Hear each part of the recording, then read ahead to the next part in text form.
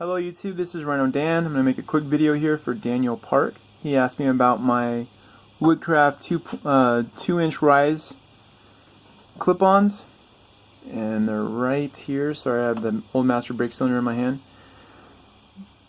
The whole purpose of it is to see why did I use it and why did I have to use the Grave steering stop.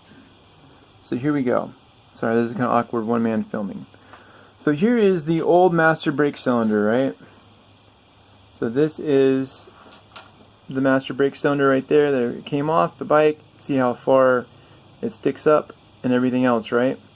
Well, with the clip-ons, aftermarket clip-ons, you're going to have to get the bike set up where you can still use the brake.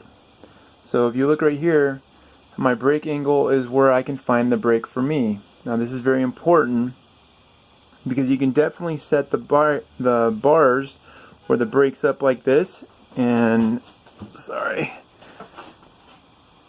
I can get it over the top of the fairing. But the problem is you're going to have to reach higher for the brake.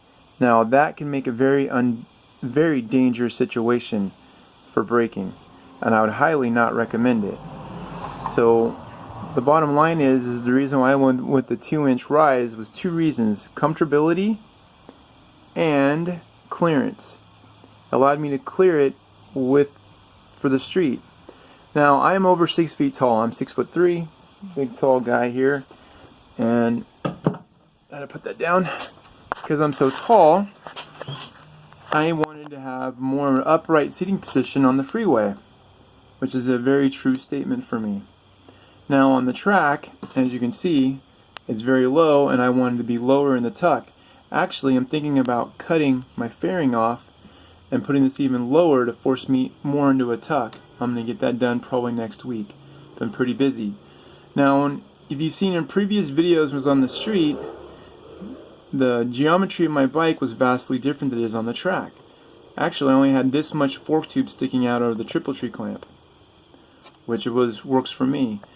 The reason why you want to do aftermarket clip-ons is so that you can actually change the geometry of the forks, and you can move the bars forwards or backwards depending on where you want to be for your ergonomics.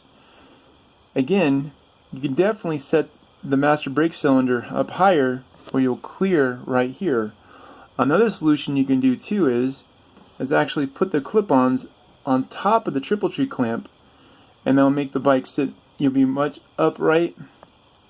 Will change your seating position, and it will allow you to go over the fairing right here, and you'll come into this gap right here. The reason I use the Grave steering stop is because with my desired riding position for my ergonomics, it allowed me to have just enough clearing issues where my hand wouldn't hit the fairing right here. But if I put the clip-on top of the triple tree clamp, then here's the old master brake, should come right in here, right? I'll get a different angle on that, and it should give you plenty of room. Alright, so hopefully that helps out. I want to do more of a demonstration. You can use the 1.5. I use the 1.5 inch rise. I use the 2-inch rise for a lot of different reasons.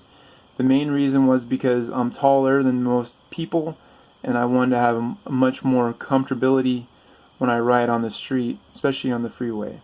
Because on the freeway you're not in a tuck usually, and you're just kind of cruising around, and I just wanted to relax and not be so cramped on the bike. Now that I'm on the track, and I'm a track-only rider with my R3, I want to lower this down and maybe even buy like the 1-inch rise or an even, and then create a more of a downward position of my body into this position instead of like this, so where I'm actually into a full tuck. But things for me to work on, not right now. Alright, Daniel Park, hopefully that answers your question. Yes, you cannot use the steering, with the steering stop you cannot use the lock. It just doesn't work like that. I would highly recommend the Grave steering stop. It's down here. I would highly recommend it so that if you do get in a crash, it stops the front end from doing this, and it stops the lock, and that right there will allow you to take less damage on the forks. My own personal experience is very true. Another thing that you're dealing with too is the banjo bolt. The banjo bolt with the OEM master brake cylinder will definitely hit right here in the cluster. I've had that issue. So there's definitely a lot of things, and it's really hard for me to answer to say what would be the best solution because I don't know your ergonomics, and I'm going to put a link in below what happens if you can't find your brake lever. One of my friends crashed in the East Coast on a track because he couldn't find his brake lever in time, and it caused him to get off the track and get hurt. So it's very important that your brake lever is set up where you can find it at all times, because when you're riding a motorcycle, if you can't stop the bike, you're in trouble. Alright? Thanks for watching. My name is Reno Dan, and hopefully this helps you guys out why I went with the 2-inch rise and what you expect from it. Thanks for watching.